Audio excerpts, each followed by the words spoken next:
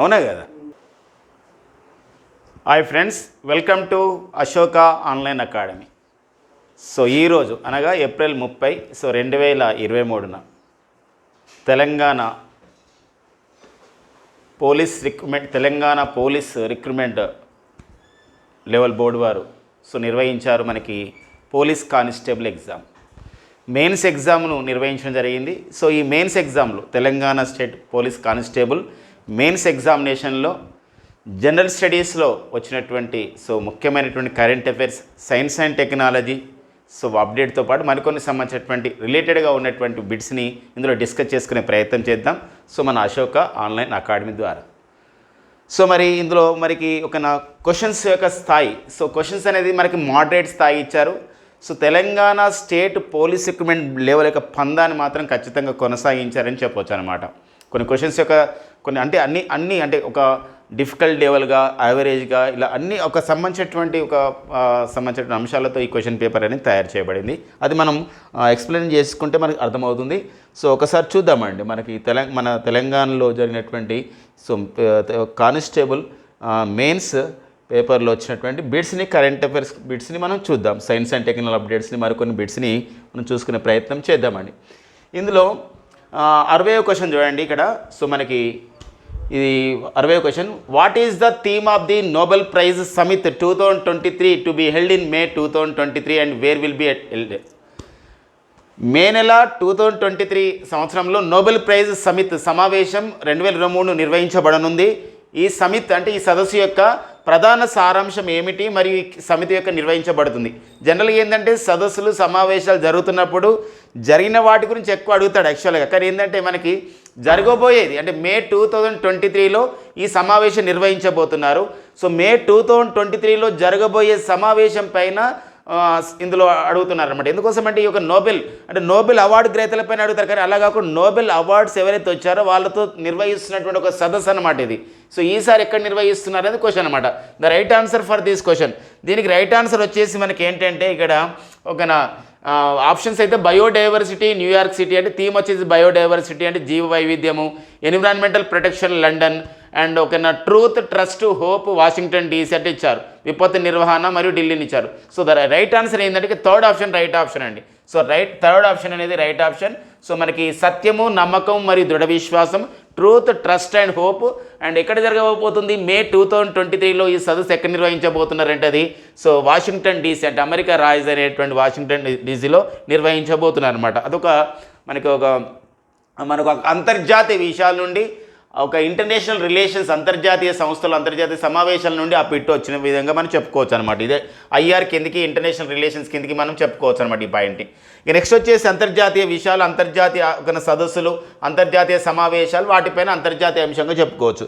ఇక నెక్స్ట్ వచ్చేసి మనకి సైన్స్ అండ్ టెక్నాలజీ అప్డేట్ రిలేటెడ్గా ఉన్నటువంటి ఒక పర్యావరణం సంబంధించి ఒక అంశం మనకు రావడం జరిగిందండి. అది కూడా మనం చూసుకునే ప్రయత్నం చేద్దాం. ఒకసారి చూడండి. క్వశ్చన్ వచ్చేసి ఇక్కడ క్వశ్చన్ వచ్చేసి పర్యావరణానికి సంబంధించి స్మోగ్ అనే పదానికి నిర్వచనం అన్నాడు. Related to environment the term smog can be defined as. జనరల్గా స్మోగ్ అంటే ఏంటంటే పొగమంచు, ఇట్లా అర్థం వస్తుంది మనకు, ఫాగ్, పొగమంచు ఇట్లా. అలా కాకుండా ఇటీవల కాలంలో తరచుగా వాడుతున్నారు. స్మోగ్ అంటే అర్థమైంది అని చెప్పేసి ఒక క్వశ్చన్స్ అనేది ఇవ్వడం జరిగింది. అంటే ఇక్కడ ఓజోన్ అండ్ స్మోకా, sound and fog, sound and ozone and smoke and fog అని చెప్పేసి అంటారు. ఇక్కడ రైట్ ఆన్సర్ ఏంటంటే ఏదైతే మనం ఒక కాల్చివేయబడ్డ పదార్థాల ద్వారా వచ్చేది మనకి ఏంటంటే ఇక్కడ ఇది స్మోక్గా పిలుస్తాం. కాబట్టి ఇక్కడ ఏంటంటే స్మోక్ అండ్ ఫాగ్ అంటే ఇది ఏంటంటే వ్యర్థ పదార్థాలంతా కాల్చివేయడం ద్వారా ఇది ఏమైతుందంటే పర్యావరణంలోకి, కాలుష్యంకి వెళ్ళిపోయి అట్లా కాలుష్యం అయిపోతుంది. కాబట్టి దాన్ని స్మోక్ అండ్ ఫాగ్ అనేది రైట్ ఆన్సర్ ఇక్కడ. ఆప్షన్ వచ్చేసి ఫోర్త్ ఆప్షన్ అండి. Related to the environment smog is related. Smog అంటే అబ్రివేషన్ ఏంది అని అడుగుతున్నాడు అంట. అంటే ఇక్కడ ఏంటంటే స్మోక్ అండ్ ఇంకోటి ఏంటంటే ఫాగ్ అని చెప్పేసి ఒక అర్థం మనం చూసుకోవాలి. ది రైట్ ఆన్సర్ అయితే ఇదే అండి. ఓకేనా? ఇది ఒక ఎన్విరాన్మెంటల్ ఇష్యూస్ పైన అంటే పర్యావరణం పైన మనకు బిట్స్ లేకుండా ఈ మధ్యకాలంలో ఎగ్జామ్లో రావడం లేదు. అంటే ఎన్విరాన్మెంటల్ ఇష్యూస్ కానివ్వండి, పర్యావరణ పరంగా జరుగుతున్న సదస్సులు కానివ్వండి, పర్యావరణం కాపాడడానికి ఒక స్వచ్ఛంద సంస్థలు దేశాలు చేస్తున్నటువంటి సంబంధించినటువంటి కార్యక్రమాలపైన ఖచ్చితంగా మనకు ఎగ్జామ్లు అడుగుతున్నాడు కాబట్టి ఆ నేపథ్యాన్ని మనం చూసుకోవాల్సి ప్రిపేర్ అవ్వాల్సిన బిట్ అండి. 62వ క్వశ్చన్కి రైట్ ఆన్సర్ వచ్చేసి పర్యావరణానికి సంబంధించి స్మోక్ అనే పదానికి నిర్వచనం అబ్రివేషన్ ఏంటంటే సో స్మోక్ అండ్ ఫాగ్ అండి. సో నెక్స్ట్ మనం మరొక సంబంధించినటువంటి ఒక క్వశ్చన్కి వెళ్దాం. ఇది 65వ క్వశ్చన్ అండి. 65 క్వశ్చన్. 65 చూడండి ఒకసారి మనకి ఏలో. సో 65 అండి. సో ఏంటి 65 క్వశ్చన్ ఏముంది చూడండి ఒకసారి. ఇది ఎక్స్పెక్టెడ్గా మనం చెప్పొచ్చు. ఇలాంటి క్వశ్చన్స్ వస్తాయని చెప్పేసి మనం నమ్మకంతో ప్రిపేర్ అయ్యే బిట్లలో ఇది ఒకటిగా చెప్పుకోవచ్చు అనమాట. ఎందుకోసం అంటే ఢిల్లీలో ఉన్నటువంటి రాజ్పథ్ రోడ్ని పేరు మార్చడం జరిగింది. ఇంకొక విషయం ఏంటంటే మన జనవరి 26, 2023 సో ఆ పేరు మార్చిన తర్వాత తొలిసారిగా గణతంత్ర దినోత్సవాన్ని కూడా అంటే 74వ భారత గణతంత్ర దినోత్సవాన్ని కూడా ఆ పేరు మార్చిన ఆ ప్లేస్లో మనం నిర్వహించడం జరిగింది. దాని ద్వారా చాలా వార్తలు మనకు ఉంది. కాబట్టి ఇక్కడ the new name given to Delhi Rajpath Kingsway అంటే ఢిల్లీలోని రాజ్పథ్ యొక్క కొత్త పేరు ఏం పేరు పెట్టారు? జన్పద్ అని పెట్టారా, కర్తవ్య పద్ అని పెట్టారా, వీర్ పద్ అని పెట్టారా, లేకపోతే విక్ష పద్ అని పెట్టారా? సో రైట్ ఆన్సర్ వచ్చేసి the right answer for this question ఏంటంటే ఇక్కడ కర్తవ్య పద్ అండి. కర్తవ్య పద్ రేపు రానున్న రోజుల్లో కూడా అడగవచ్చు ఇలాంటి క్వశ్చన్స్ పైన. కర్తవ్య పద్ అంటే రాజ్పథ్ రోడ్ని కర్తవ్య పద్ పేరుగా మార్చిన తర్వాత సో ఎన్నవ భారత గణతంత్ర దినోత్సవం జరిపారు ఎక్కడైనా అడగవచ్చు. అది 74వ భారత గణతంత్ర దినోత్సవం జరపడం జరిగింది. అలా కాకుండా ఇలా ఇంకా కొంచెం డెప్త్గా వెళ్ళాను అనుకోండి.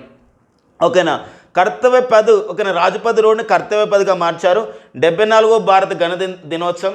మరి ఈ 74వ భారత గణతంత్ర దినోత్సవానికి ముఖ్య అతిథిగా ఎవరు వచ్చారు? The chief guest who participated as a 74th Indian republic day celebrations. వారు ఎవరు అని చెప్పేసి అడిగే సందర్భం మనకు ఉంటుంది. సో గుర్తుపెట్టుకోవాలి, ఈజిప్ట్ ప్రెసిడెంట్ అయినటువంటి అబ్దల్ ఆల్ పతసీసి. అలాంటి క్వశ్చన్స్ మనం చేసుకోవాలి. ప్రీవియస్ పేపర్స్ని ఎందుకు ఇలాంటి వాటిని మనం ఎక్స్ప్లెయిన్ చేసుకోవాలంటే భవిష్యత్తులో ఇలాంటి క్వశ్చన్స్ వస్తాయని ఎందుకోసం అంటే మనకి ఈ సంవత్సరం అంతా ఎగ్జామ్ జరగబోతున్నాయి కాబట్టి వివిధ పోటీ పరీక్షలు మనకు ఉపయోగపడే విధంగా అవుతాయి. అంతేకాకుండా మన ఎవరైతే ఈ ఎగ్జామ్స్ రాశారో వాళ్ళు కూడా మేము ఎలా రాశామని తెలుసుకోవడానికి ఉపయోగపడతాయి అనమాట. సో నెక్స్ట్ క్వశ్చన్ చూద్దామండి. నెక్స్ట్ క్వశ్చన్ వచ్చేసి మనకి ఇక్కడ సో నెక్స్ట్ క్వశ్చన్ అడిగి నెక్స్ట్ వచ్చేసి సో నెక్స్ట్ అండి రైట్.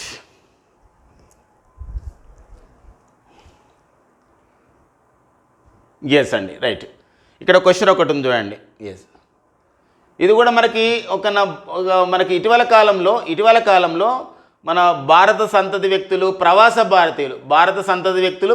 భారతీయులు సో మనకి వివిధ దేశాల్లో దేశ ప్రధానమంత్రులు కావడం జరుగుతుంది. ఆ దేశంలో అత్యున్నతమైన స్థాయికి వెళ్ళడం జరుగుతుంది. సో అలాంటి నేపథ్యంలో ఇక్కడ identify the Indian Arjun leaders across the world. ఈ కింది వాటిలో భారత మూలాలు ఉన్నటువంటి ప్రపంచ స్థాయి నాయకులను గుర్తించండి అన్నాడు. రిషి సునాక్, కమలా హ్యారిస్, ప్రవింద్ జగన్నాథ్. ఫ్రెండ్స్ మనందరూ గమనించండి, రిషి సునాక్ సో మనకి మన భారత సంతతి వ్యక్తి రిషి సునాక్. వీరి యొక్క పంజాబ్లో వీరి యొక్క మూలాలు ఉంటాయి. మరి ఇలాంటి వీరు బ్రిటన్ దేశానికి ప్రధానమంత్రి కావడం జరిగింది కాబట్టి తను ప్రపంచ స్థాయి కిందకి వస్తారు. కమలా హ్యారిస్ మన భారత సంతతి వ్యక్తి కమలా హ్యారిస్ అమెరికా దేశానికి ఉపాధ్యక్షురాలు అయినటువంటి వైస్ ప్రెసిడెంట్ అయినటువంటి తొలి మహిళగా సో రికార్డు పొందడం జరిగింది. సో వీరు అమెరికా దేశంలో ప్రపంచ ప్రఖ్యాతి సాధించడం జరిగింది. ప్రవింద్ జగన్నాథ్ మారిషస్ దేశ ప్రధానమంత్రి అండి. వీరు మారిషస్ దేశ ప్రధానమంత్రి కావడం జరిగింది మన భారత సంతతి వ్యక్తి. కాబట్టి ఇక్కడ ఈ క్రింది వాటిలో భారత మూలాలున్న ప్రపంచ స్థాయి నాయకుల్ని గుర్తించండి అన్నప్పుడు ద రైట్ ఆన్సర్ ఏమొస్తుందండి?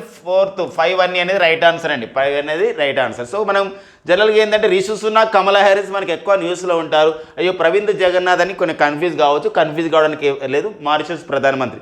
ఇవన్నీ మనకి ఎప్పుడు వచ్చినాయి ఇలాంటి కరెంట్ అఫైర్ క్లాసెస్ ఉంటే వచ్చండి ఎగ్జాక్ట్లీ అండి. ఎందుకోసం అంటే జనవరి 9ని మనం ప్రవాస భారతీయుల దినోత్సవంగా సో మనం జరుపుకుంటాం. ఎన్ఆర్ఐ డేగా జరుపుకుంటాం.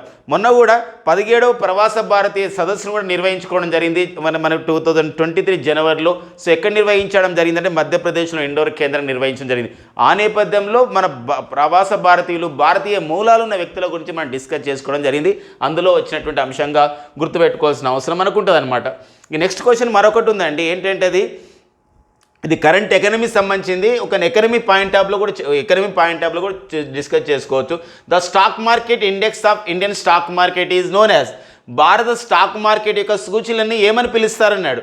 సో బ్రెంట్ అని పిలుస్తారా, సెన్సెక్స్ అని పిలుస్తారా, నాస్డాక్ అని పిలుస్తారా, పైవేవి కాదు. సో నాస్డాక్ అంటే అది అమెరికా వాళ్ళది కాబట్టి ఇక్కడ గమనించారు, బ్రెంట్ కాదు మరి సెన్సెక్స్ అంటాం, లేదా నిఫ్టీ అని చెప్పేసి అంటే ఇక్కడ నిఫ్టీ ఇవ్వలేదు కాబట్టి రైట్ ఆన్సర్ ఏంటంటే ఇక్కడ Sensex is the right answer అండి. ఓకేనా, రైట్ ఆన్సర్ అనేది మనకి సో ఆ క్వశ్చన్కి అనమాట. నెక్స్ట్ చూద్దామండి.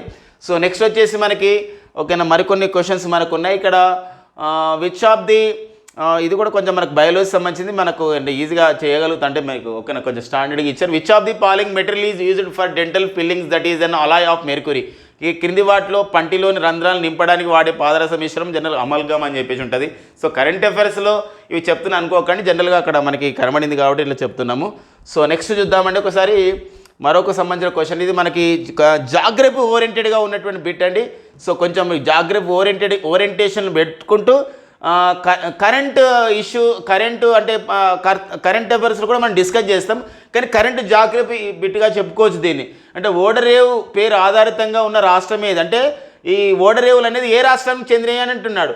ప్రదీప్ పోర్ట్ అథారిటీ ఓడరేవు ఎక్కడుంది, దీన్ దయాల్ ఓడరేవు ఎక్కడుంది, జవహర్లాల్ నెహ్రూ ఓడరేవు ఏడుంది, శ్యామ్ ప్రసాద్ ముఖర్జీ ఓడరేవు ఏముంది, కామరాజన్ పోర్ట్ లిమిటెడ్. ఎందుకోసం ఇటీవల కాలంలో కోలకత్తాలో ఉన్నటువంటి ఓడరేవుని కోలకత్తా పోర్ట్ ట్రస్ట్ పేరుని శ్యామ్ ప్రసాద్ ముఖర్జీ ఓడరేవుగా మార్చడం జరిగిందనమాట. అలాంటి నేపథ్యంలో ఒక చిన్న ఏరియా తీసుకోవచ్చు. అంటే శ్యామప్రసాద్ ముఖర్జీ పోర్ట్ అనేది ఎక్కడుంది, కోలకత్తాలో ఉంది కాబట్టి డి అనే దానికి సో రైట్ ఆన్సర్ ఏమవుతుంది చూడండి డీకి. సో డి అంటే శ్యామ్ ప్రసాద్ ముఖర్జీ పోర్టు. సో ఇది ఎక్కడ ఉందంటే కోలకత్తాలో ఉంది కాబట్టి D2గా మనం చూసుకున్నాం అనుకోండి. సో మనకి D2 అనేది ఎక్కడ ఉందని చూడండి ఒకసారి. D2 అనేది ఇక్కడే ఉంది, ఎక్కడ D2 లేదు కాబట్టి సో దీన్ని బట్టి కూడా మనం ఏంటంటే ఒక కరెంట్ అఫైర్స్ నేర్చుకోవడం ద్వారా అంటే మన ఓడరేవుల పైన మన జాగ్రఫీ సర్వేలు కూడా అద్భుతంగా చెప్తారు.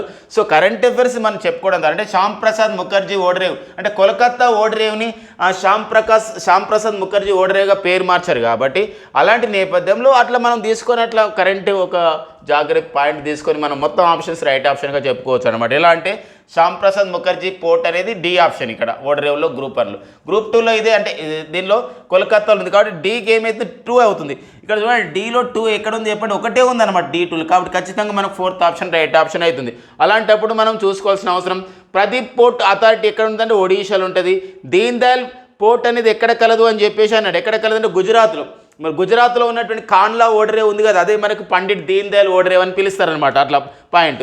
ఇక జవహర్లాల్ నెహ్రూ ఓడరేవు అంటే మ్యాక్సిమం అందరికీ కూడా తెలిసి ఉంటుందండి. జవహర్లాల్ నెహ్రూ ముంబై మనకి మహారాష్ట్ర అని చెప్పొచ్చు.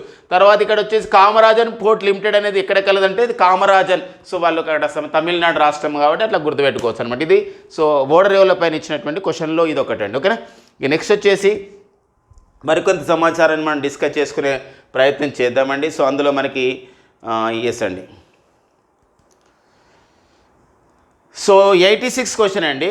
సో ఇది మనకు ఖచ్చితంగా ఎక్స్పెక్టెడ్ క్వశ్చన్ అండి. ఎందుకోసం అంటే ఇటీవల కాలంలో దేశంలో 12 రాష్ట్రాలకి గవర్నర్లు కొందరు ట్రాన్స్ఫర్ అయ్యారు, కొందరు కొత్త వాళ్ళు వచ్చారు. అండ్ కేంద్రపాలిత ప్రాంతమైన లడఖ్కు కూడా కొత్త గవర్నర్ రావడం జరిగింది ట్రాన్స్ఫర్ నుండి. ఇక్కడ అరుణాచల్ ప్రదేశ్ గవర్నర్ సో అక్కడికి ట్రాన్స్ఫర్ కావడం జరిగింది, బ్రిగేడియర్ మీడి మిశ్రా. అలాంటి నేపథ్యంలో అడిగిన క్వశ్చన్గా చెప్పొచ్చు. ఇందులో ఏంటంటే 5 గవర్నర్లు ఇచ్చారు, వాళ్ళ రాష్ట్రాన్ని జతపరచమన్నాడు. సో ఇక్కడ అబ్దుల్ నజీర్, రమేష్ బయాస్, ఆనందీబెన్ పటేల్, అరీఫ్ మహమ్మద్ ఖాన్, సత్యదేవ్ నారాయణ ఆర్య. సో ఇక్కడ ఆప్షన్లలో మరి ఏ రాష్ట్రం అంటే మహారాష్ట్ర, ఆంధ్రప్రదేశ్, కేరళ, త్రిపుర, ఉత్తరప్రదేశ్ అని ఇవ్వడం జరిగింది. కాబట్టి ఒకసారి చూడండి ఒకసారి మనం చూస్తే సో ఇక్కడ అబ్దుల్ నజీర్. సో అబ్దుల్ నజీర్ ఏ రాష్ట్రానికి గవర్నర్ అయ్యారు అని చెప్పేసి అంటే ఆంధ్రప్రదేశ్ గవర్నర్ అండి. అక్కడ ఆంధ్రప్రదేశ్ గవర్నర్ ఎవరైతే ఉన్నారో సో వారు ఒక బిశ్వభూషణ్ హరిచంద్ర ఆంధ్రప్రదేశ్ గవర్నర్ నుండి వారు ఛత్తీస్గఢ్ గవర్నర్ కావడం అనేది జరిగింది. ఛత్తీస్గఢ్ గవర్నర్గా పనిచేస్తున్న అనసూయ యూకి సో మణిపూర్ గవర్నర్గా నియమితులు కావడం జరిగింది. అలాంటి నేపథ్యంలో ఇక్కడ సో ఫస్ట్ ఏకి రైట్ ఆన్సర్ ఏంటంటే 2 కాబట్టి ఏలో 2 ఎక్కడుందో చూడండి, లాస్ట్ చూడండి 3rd 4 అనేలో A2 ఉంది కాబట్టి ఫస్ట్ 2 కాదని గుర్తుపెట్టుకొని 3 and 4లో ఏదో ఒక రైట్ ఆన్సర్ ఉంటుంది. రమేష్ బయాస్ ఎవరంటే Maharashtra governor. So Maharashtra governor అనమాట కాబట్టి సో B1 ఇక్కడ 2 కూడా B1 ఉన్నాయి. ఇక్కడే మనకు క్రియాశీలకంగా ఉంటుంది. ఆనందీబెన్ పటేల్ సో ఏ రాష్ట్రానికి గవర్నర్ అన్నప్పుడు ఇక్కడ గమనించాల్సిన అవసరం ఉంది, ఉత్తరప్రదేశ్ అండి. కాబట్టి ఇక్కడ ఏంటంటే C అనేది 5 కాబట్టి C5 ఎక్కడ ఉందండి, సో 4th ఆప్షన్ C5 ఉంది కాబట్టి so 4th option is the right ఆప్షన్గా మనం ఆన్సర్ చేయొచ్చు. ఆరిఫ్ మహమ్మద్ ఖాన్ అంటే కేరళ గవర్నర్, సో సత్యదేవ్ నారాయణ ఆర్య అంటే త్రిపుర గవర్నర్ కాబట్టి 4th ఆప్షన్ అనేది దీనికి రైట్ ఆన్సర్గా ఉందన్నమాట. ఓకేనా.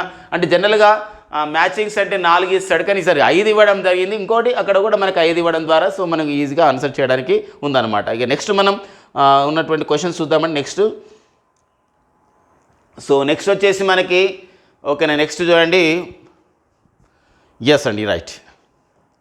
91వ క్వశ్చన్ చూడండి. Every year on which day the Indian Army celebrates Infantry Day to pay homage to the soldiers who fought for the country and laid down their lives in the line of duty. సైనికులు దేశం కోసం వీరమరణం పొందినందుకు నివాళి అర్పించడానికి ప్రతి సంవత్సరం భారత సైన్యం ఇన్ఫాంట్రీ డేని లేదా పదాతి దళం రోజుని ఏ రోజు నిర్వహిస్తారు?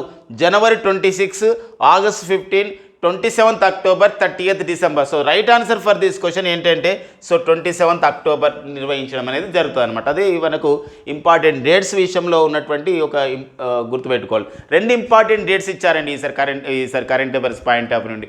ఏంటంటే ఒకటి ఇంపార్టెంట్ డేట్స్లలో కార్గిల్ విజయ్ దివస్ ఎప్పుడైనా అడగడం కూడా జరిగింది. కార్గిల్ విజయ్ దివస్ అది మనకు జూలై 26 మనం కార్గిల్ విజయ్ దివస్గా జరుపుకుంటాం. ఇలా ఇన్ఫాంట్రీ డే ఎప్పుడు అన్నప్పుడు అది అక్టోబర్ 27. నెక్స్ట్ వచ్చేసి మనకి వెరీ లేటెస్ట్ అప్డేట్లలో మనకు వచ్చింది ఒకటి ఏంటంటే which of the following policies has been approved by the union government of India that aims to boost the country's space department role. అంటే భారత ప్రభుత్వం యొక్క సో ఇక్కడ ఆమోదించబడిన ఏ విధానం అంతరిక్ష పరిశోధన విధానాన్ని ఉత్తేజపరుస్తుంది? చాలా అంటే కొంచెం ఆలోచిస్తే చాలా ఈజీగా ఉందండి. చూడండి ఇక్కడ బాగా గమనించండి. అంటే భారత ప్రభుత్వం ద్వారా అంటే మన భారత ప్రభుత్వం ఆమోదించిన అనమాట ఒక విధానం, అది అంతరిక్ష పరిశోధనని పెంపొందిస్తుంది. ఏ పాలసీ అంటే చూడండి, నేషనల్ సైన్స్ పాలసీ 2023నా, ఇండియన్ స్పేస్ పాలసీ 2023నా, నేషనల్ సెక్యూరిటీ పాలసీ 2023నా, ఇండియన్ సోషల్ పాలసీ 2023నా. యాక్చువల్గా 2023లో వచ్చిన పాలసీలో ఇది ఒకటే ఉందండి.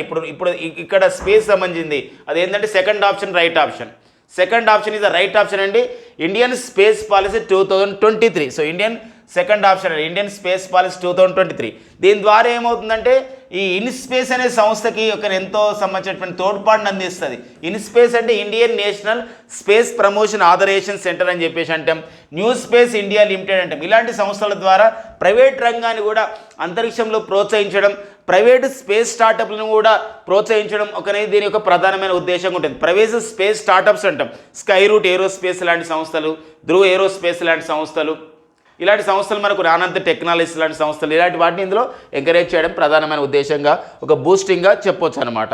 ఇక నెక్స్ట్ వచ్చేసి మరో అంశం అండి ఇక్కడ. సో ఇక్కడ 94th క్వశ్చన్ అండి. సో 94th క్వశ్చన్ ఒకటి చూడండి.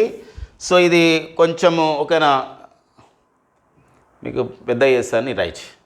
Which is an Indian initiation to promote medical tourism in India? ఈ క్రింది వానలో మెడికల్ టూరిజం అభివృద్ధి చేయడానికి ఉద్దేశించినటువంటి కార్యక్రమం ఏది? అంటే మన దేశంలో మెడికల్ టూరిజం అంటే అర్థం ఏంటంటే ప్రపంచంలో మనము ఇక్కడ వైద్యాన్ని ఆ విధంగా అంటే వివిధ సంబంధించిన అనారోగ్యాలు వచ్చినప్పుడు సరైనటువంటి ట్రీట్మెంట్ ఇచ్చే విషయంలో చాలామంది మన దేశానికి వస్తూ ఉంటారు. సో ఇలాంటి నేపథ్యంలో మెడికల్ టూరిజంని ఎంకరేజ్ చేయాలి. వివిధ దేశాల్లో వాళ్ళు ఎవరైతే అనారోగ్యంగా ఉంటారో వాళ్ళకి వివిధ ఆపరేషన్లు అవసరం ఉంటారో మన భారతదేశానికి మనకి ఇక్కడ ఉన్నటువంటి ఒక సంబంధించినటువంటి దాన్ని ప్రమోట్ చేయాలి ఆరోగ్య విధానాలని చెప్పేసి ఇక్కడ ఒక కార్యక్రమం తీసుకొచ్చారనమాట మెడికల్ టూరిజం. తద్వారా మనకి విదేశీ మార్గద్రవ్య నిల్వలు ఇవన్నీ కూడా మనం పెంచుకోవచ్చు అని ఒక ప్రధానమైన ఉద్దేశం ఉంటుంది. ఇంకోటి మన భారతదేశం వైద్యానికి ఫేమస్ అని చెప్పేసి ప్రపంచానికి చెప్పడం. ఇలాంటి నేపథ్యంలో రైట్ ఆన్సర్ ఏంటంటే ఈ క్రింది వానలో మెడికల్ టూరిజం అభివృద్ధి చేయడానికి ఉద్దేశించిన కార్యక్రమం ఏదన్నప్పుడు హీల్ ఇన్ ఇండియా అండి. యూనివర్సల్ ఇమ్యునైజేషన్ ప్రోగ్రామ్ అయితే కాదు, యూనివర్సల్ ఇమ్యునైజేషన్ ప్రోగ్రాంలో అందరికీ టీకాలు ఇస్తారు. ఓకేనా. ఆయుష్మాన్ భారత యోజన కాదు, అది ఆయుష్మాన్ భారత యోజన అనేది మనకు ఒక హెల్త్ పాలసీ ఇస్తుంది. ప్రధానమంత్రి స్వాస్థ్య సురక్ష యోజన ఇది కూడా మనకు కాదు. సో రైట్ ఆన్సర్ వచ్చేసి హీల్ ఇన్ ఇండియా. హీల్ అంటే అర్థం ఏంటంటే రోగాన్ని నయం కావడం లేదా హీలింగ్ కావడం అంటారు కదా మనం, అది మనకు అట్లా ఆప్షన్లుగా మనం చూసుకోవచ్చు. 94th క్వశ్చన్కి అయితే రైట్ ఆన్సర్ వచ్చేసి అయితే సెకండ్ ఆప్షన్. సో ఓకేనా, వాటిలో మెడికల్ టూరిజం క్రింది వాటిలో మెడికల్ టూరిజం అభివృద్ధి చేయడానికి ఉద్దేశించిన కార్యక్రమం ఏదంటే హీల్ ఇన్ ఇండియా అని గుర్తుపెట్టుకోండి. ఓకేనా. నెక్స్ట్ వచ్చేసి మరో క్వశ్చన్ మనకు ఉందండి ఇక్కడ. సో ఇక్కడ చూస్తే ఓకేనా NILP. So NILP was launched by Government of India in March 2023. What is the full form of the NILP? అంటే NILP అనున్నది 2023 సంవత్సరం మార్చి నెలలో భారత ప్రభుత్వం ప్రారంభించిన పథకం. దీని యొక్క పూర్తి పేరు అని చెప్పేసి అంటాం. అంటే ఏంటంటే అక్షరాస్యత గురించి ఇది చేయడం జరిగింది. అక్షరాస్యత గురించి వచ్చింది కాబట్టి గమనించండి, north east independent living programme ఇది కాదండి. అర్థంలో మనకు చూడండి, నార్థన్ ఐర్లాండ్ లేబర్ పార్టీ కూడా మనకు కాదు. నార్థన్ ఐర్లాండ్ లేబర్ పార్టీ అనే భారత ప్రభుత్వ పథకం ఉండదు. ఎందుకోసం అంటే ఐర్లాండ్ అనే దేశం వచ్చింది కాబట్టి మనకి అది భారత ప్రభుత్వ పథకం కాదు, కొంచెం లాజిక్ ఆలోచిస్తే. అంతేకాకుండా నెస్లే ఇంటర్న్షిప్ లీప్ ప్రోగ్రామ్, ఈ లీప్ ప్రోగ్రామ్కి నెస్లే అనే సంస్థకు సంబంధం లేదు, కొంచెం ఆలోచిస్తే. కాబట్టి north east independent living programme, north east వాళ్ళు ఇండిపెండెంట్గా లివింగ్ ప్రోగ్రామ్ అంటే ఈశాన్య రాష్ట్రాలు వాళ్ళు సొంతంగా నివసిస్తారనేది కూడా అర్థం లేని ఒక వర్డ్ అనమాట. కొంచెం మనము ఆలోచిస్తే సో ఇక్కడ రైట్ ఆన్సర్ వచ్చేసి న్యూ ఇండియా లిటరసీ ప్రోగ్రామ్ అండి. న్యూ ఇండియా లిటరసీ ప్రోగ్రామ్ అనేది రైట్ ఆన్సర్ అవుతుంది. సో 96 క్వశ్చన్ రైట్ ఆన్సర్ వచ్చేసి సెకండ్ ఆప్షన్. అంటే గుర్తుపెట్టుకోవాలి, ఎప్పుడైనా ప్రభుత్వ కార్యక్రమాలు వచ్చినప్పుడు మనకు అబ్రివేషన్స్ అడుగుతున్నాడు. సో లాస్ట్ చాలా మనకు ఎస్ఐ కానిస్టేబుల్ ఇలాంటి చాలా అడిగాడు. గతంలో RUSE రూసా అంటే అబ్రివేషన్ అన్నాడు, రాష్ట్రీయ ఉच्चतर ఒక శిక్షా అభియాన్ చెప్పేసి రూసా ప్రోగ్రామ్ యొక్క అబ్రివేషన్ అడగడం జరిగింది. గతంలో ఎఫా అంటారు అనమాట. ఎఫా అంటే హయ్యర్ ఎడ్యుకేషన్ ఫండింగ్ ఏజెన్సీ, అంటే అప్పుడే ప్రతిపాదన దశల్లో ఉన్నాయి ఇవన్నీ, ప్రతిపాదన దశలో ఉన్నది కార్యక్రమం, ఇవన్నీ కూడా వాటిపైన అబ్రివేషన్స్ పైన. అంటే ప్రభుత్వ కార్యక్రమాల యొక్క అబ్రివేషన్స్ని చాలా జాగ్రత్తగా మనం నేర్చుకోవాల్సిన అవసరం ఉంటుంది పోటీ పరీక్షల్లో, అది మనం ఇప్పుడు రుజువు అయిపోయింది అనమాట. ఓకేనా, ఇక నెక్స్ట్ చూద్దామండి. సో ఇది మనకు మన 100వ క్వశ్చన్ మన హిస్టరీ సార్ మన అశోక్ సార్ దీన్ని ఎక్స్ప్లెయిన్ చేయడం జరిగింది. సో ఆల్రెడీ సో మనకి నృత్యాలపైన రాష్ట్రాలపైన సో ఎక్సలెంట్గా చెప్పడం జరిగింది, మీకు అందరికీ తెలుసు. ఇది మనకు బిహు రాష్ట్రం, బిహు అనే నృత్యం ఉంటుంది, బిహు నృత్యం అంటే అది అస్సాము. సో ఇలా మనం యక్షగానం అంటే కన్నడకి ఇవన్నీ సారి చెప్పడం అనేది జరిగింది. ఓకేనా, ఇక నెక్స్ట్ చూడండి. నెక్స్ట్ వచ్చేసి మనకి మరో క్వశ్చన్ చూడండి. ఎగ్జాక్ట్ 105 క్వశ్చన్ అండి, 105 క్వశ్చన్. సో ఇది ఒకనా అంటే ఒక సమాచారం తెచ్చుకుంటున్నప్పుడు, ఒక సమాచారం పైన వెళ్తున్నప్పుడు సో ఎంత ఎవరెవరు ఆ మీటింగ్ అటెండ్ అయ్యారనే విషయం కూడా ఇంపార్టెన్స్ ఉంటుందనే విషయం అన్నమాట. ఇంకొక విషయం ఏంటంటే ఇక్కడ క్వశ్చన్ యొక్క అడిగే విధానంలో, క్వశ్చన్ యొక్క ఆన్సర్ చూజ్ చేసే విధానం కూడా చాలా కొంచెం అంటే ఎగ్జామినేషన్ కొంచెం ఫేర్ ఉంటుంది కాబట్టి తప్పులు చేసే అవకాశం కూడా ఉండకపోవచ్చు. కానీ అయితే ఇక్కడ మనం అయితే ధైర్యంగా వెళ్ళాం కాబట్టి ఒక ఎగ్జామ్ విషయంలో దావోస్లో జరిగిన ప్రపంచ ఆర్థిక వేదిక 2023కి భారతదేశం నుండి హాజరైన ప్రతినిధులను గుర్తించండి. Identify the people who attended world economic forum 2023 at Davos from India. ఇది చాలా చూడండి, ఆప్షన్స్ ఇలా ఇచ్చాడు. ఏక్నాథ్ షిండే అంటే మనకి మహారాష్ట్ర ముఖ్యమంత్రి. So and Gautam Adani, so మనకు industrialist. Anil Ambani, K Taraka Rama Rao, so మన రాష్ట్ర IT పురపాలక పరిశ్రమల శాఖ మంత్రి. సో మరి ముఖేష్ అంబానీ గారు. ఆధార్ పునవాల్ అనేవారు మనకి ఈ సీరం ఇన్స్టిట్యూట్ ఆఫ్ ఇండియాకి చీఫ్ ఎగ్జిక్యూటివ్ ఆఫీసర్గా పనిచేస్తున్నారు. సంజీవ్ బజాజ్. ఇందులో ఎవరు వెళ్ళారనేది ఎలా ఇచ్చాడంటే ABCF ఇలా BDF ఇలా ఇచ్చాడు. ఇలా గమనించాలి ఇక్కడ చూడండి. ఏక్నాథ్ షిండే వెళ్ళాడండి, సో ఇతను వెళ్ళాడు.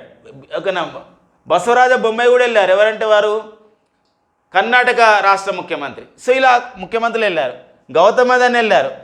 తారక రామారావు వెళ్ళారు. కె తారక రామారావు గారు, సో మన రాష్ట్ర మంత్రి. ఆధార్ పునవాల వెళ్ళారు. ముఖేష్ అంబానీ వెళ్ళారు. సంజీవ్ బజాజ్ వెళ్ళారు.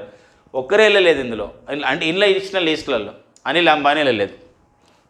కాబట్టి చాలా జాగ్రత్త చూసుకోవాలి. మనం ఏం చేస్తామంటే ఇక్కడ చూడండి, ABCF కానీ BDF కానీ ఇక్కడ వరకు ఆలోచిస్తాము, AEFG వరకు. కానీ ఇక్కడ చూడండి, ఇందులో BDF అంటే BDEF ఇది రైట్ ఆన్సర్ అవుతుంది. తర్వాత చూడండి ఇక్కడ మళ్ళీ చూడండి, మళ్ళీ A ఇచ్చాడు, మళ్ళీ E ఇచ్చాడు, మళ్ళీ E ఇచ్చాడు, గమనించాడు. మళ్ళీ E ఇచ్చాడు, మళ్ళీ F ఇచ్చాడు, తర్వాత G ఇచ్చాడు. అంటే ఇక్కడ ఈ 2 సార్లు రిపీట్ అయింది ఇందులో ఆప్షన్లలో. సెకండ్ ఆప్షన్లో ఈ రిపీట్ అయింది, థర్డ్ ఆప్షన్లో కూడా ఈ రిపీట్ అయింది. అలాంటప్పుడు మనకి ఇక్కడ రైట్ ఆన్సర్ అనిల్ అంబానీ తప్ప అందరు వెళ్ళారు కాబట్టి C లేకుండా ఏదైతే ఉందో అది రైట్ ఆన్సర్ అవుతుంది. కాబట్టి ఇక్కడ రైట్ ఆన్సర్ వచ్చేసి మనకు ఫోర్త్ ఆప్షన్గా రైట్ ఆన్సర్ అవుతుంది. అంటే ఇక్కడ మనం ఏం చేయాలంటే చాలామంది ఏం చేస్తామంటే ఈ రెండిట్లలో ఇలా పెట్టేచ్చే మూడిట్లలో ఏదో ఒకటి పెట్టడానికి ట్రై చేస్తాం. కానీ ఇక్కడ చూడండి 2, 3 సరైనవి చూడండి. 2, 3 సరైనవి అంటే 2 ఆప్షన్స్ సరైందే, 3 ఆప్షన్స్ సరైందే. అంటే ఇక్కడ ఉన్నటువంటి యాజ్ ఫర్ ఇన్ఫర్మేషన్ ప్రకారం అయితే కాబట్టి ఫోర్త్ ఆప్షన్ రైట్ ఆప్షన్ అవుతుంది 105వ క్వశ్చన్కి. అదనమాట. అంటే మేము మాకు తెలిసిన దాన్ని మేము ట్రై చేసి మీకు చేస్తున్నాం. ఇది ఫైనల్ మాత్రం మనం పోలీస్ రిక్రూట్మెంట్ బోర్డు వాళ్ళు ఇచ్చినటువంటి ఫైనల్కి ఆధారంగా మనం చూసుకోవాలి. కానీ మనకు ఒక అవగాహన గురించి మాత్రమే ప్రొవైడ్ చేయబడుతుంది. ఓకేనా, నెక్స్ట్ చూద్దామండి. సో ఈ మధ్య కాలంలో మళ్ళీ మనకు ఒకటి చూడండి, ఒక వస్తున్న సమాచారాలు చూసినట్లయితే ఒక స్పోర్ట్స్ విషయంలో చాలా రోజుల తర్వాత ఈ కప్పు దేనికి సంబంధించి అడుగుతున్న సందర్భం వచ్చింది. Durand cup, Beighton cup, Agarwal cup, Davis cup, Ezra cup. Real చెప్పాలంటే ఒక కాంపిటీటర్కి వెళ్ళే వారికి డ్యూరాండ్ కప్ పైన కొంచెం అవగాహన ఉంటుంది, డేవిస్ కప్ పైన కొంచెం అవగాహన ఉంటుంది. రియల్గా బైటన్ కప్ అంటే కొంచెం చదివితే బైటన్ కప్ అనేది వస్తుంది.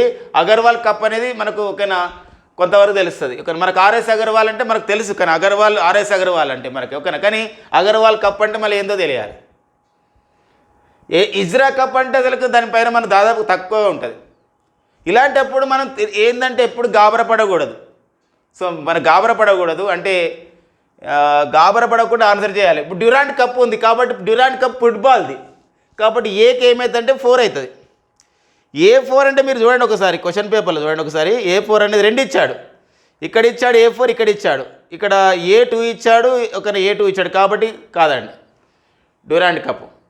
మళ్ళీ మనకి డేవిస్ కప్ చూడండి. డేవిస్ కప్ అనేది ఏంటంటే ఇది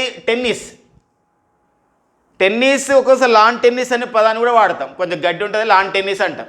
మనం కన్ఫ్యూజ్ చేయడానికి టెన్నిస్ ముందు లాన్ టెన్నిస్ ఇలా వాడతాడు కాబట్టి ఇక్కడ టెన్నిస్ అంటే ఇది డీకి మనకి టెన్నిస్ అనేది డి కాబట్టి ఇక్కడ గ్రూప్ డేవిస్ కప్ అనేది టెన్నిస్ కాబట్టి డి ఇక్కడ ఏమవుతుంది, లాన్ టెన్నిస్ ఎంత ఉంది, 5 ఉంది కాబట్టి D5 ఎక్కడ ఉందో చూడండి, D5.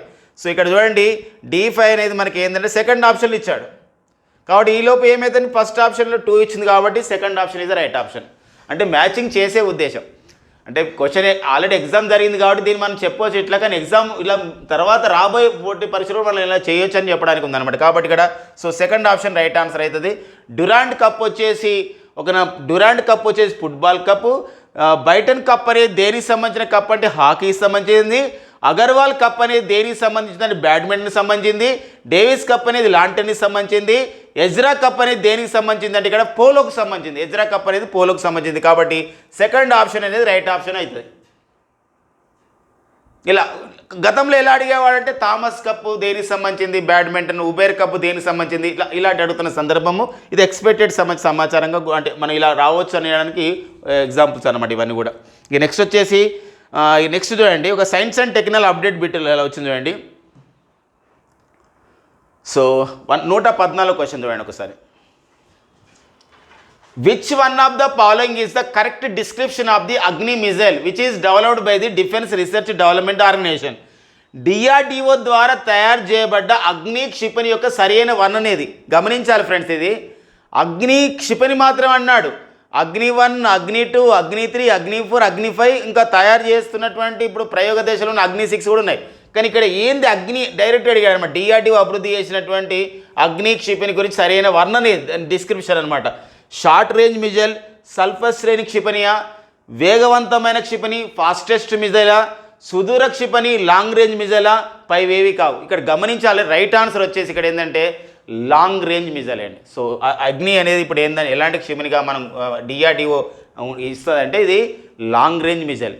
Surface to surface missile, long range surface to surface missile అంటే ఏంటంటే ఉపరితలం నుండి ఉపరితలం లక్ష్యాలని ఛేదించే ఒక లాంగ్ రేంజ్ ఒక మిజైల్గా, బ్యాలిస్టిక్ మిజైల్గా, ఇంటర్ కాంటినెంటల్ మిజైల్గా కూడా ఇది గుర్తించబడింది. అగ్ని 5 అనేది ఇంటర్ కాంటినెంటల్ మిజైల్ అండి. అంటే ఒక్కొక్క మిజైల్కి ఒకటి ఉంది కాబట్టి ఫైనల్గా అగ్నిని మనం ఎలా పిలుస్తామంటే లాంగ్ రేంజ్ మిజైల్ అని పిలుస్తాం. సో ఇక్కడ 114 రైట్ ఆన్సర్ వచ్చేసి థర్డ్ ఆప్షన్ అండి. ఇక నెక్స్ట్ వచ్చేసి మనకి మరి కరెంట్ అఫైర్స్ పాయింట్ ఆఫ్లో ఉన్నటువంటి క్వశ్చన్స్ మనం చూద్దామండి. సో ఇది ఒక గొప్ప అంటే క్వశ్చన్గా ప్రేమేజ్ చేసుకోవచ్చు అనమాట. అంటే కానిస్టేబుల్ ఎగ్జామ్ అనేది ఒక ఇంటర్మీడియట్ స్థాయిలో ఉంటుంది అని చెప్పడానికి ఒక క్వశ్చన్ అనమాట. ఇది ఆ లెవెల్లో మనం ఆలోచించాలి.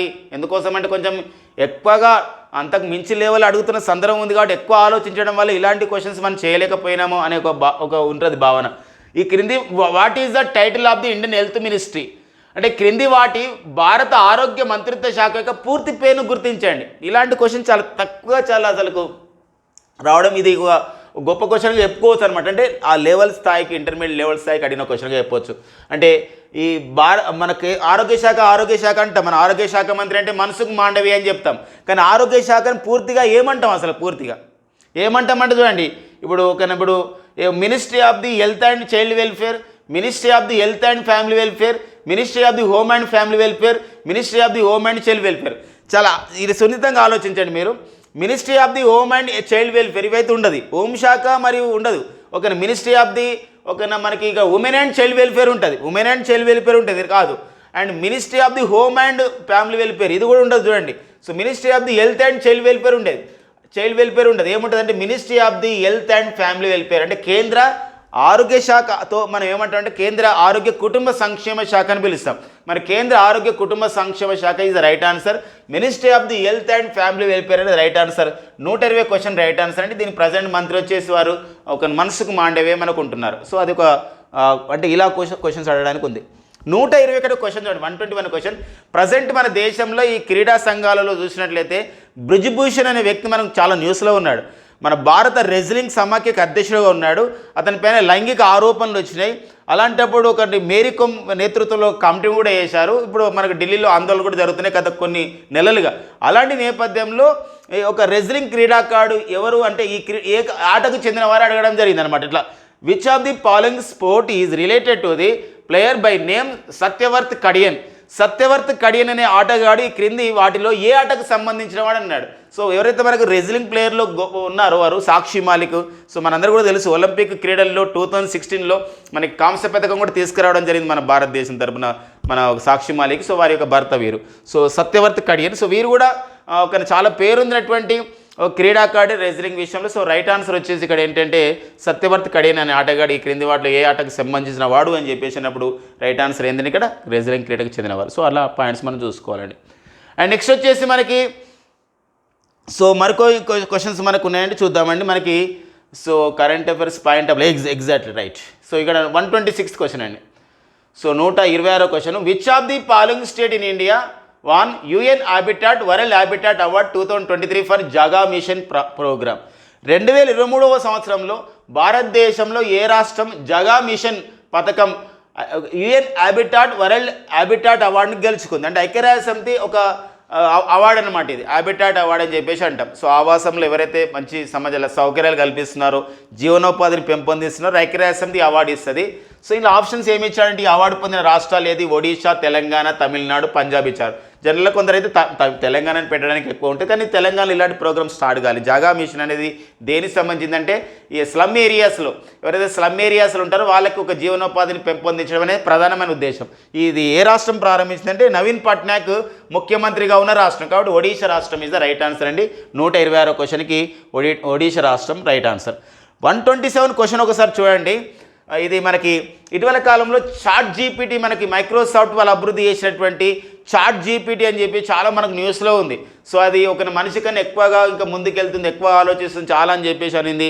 యూపీఎస్సీ ఎగ్జామ్ కొన్ని చేయలేకపోయింది. ఇలా రకరకాలుగా దాని గురించి మనం చెప్పుకున్నాం. చాట్ జీపీటీలు వివిధ సంస్థలు కూడా పోటీపడి కూడా చాట్ జీపీటీస్ని ఆ విధంగా రిలీజ్ చేయడం జరిగింది. అలాంటి సంబంధించినటువంటి జీపీటీ, అలాంటి అంటే కృత్రిమ మేధస్సుతో పనిచేసే అలాంటి దానిపైన క్వశ్చన్ అనమాట.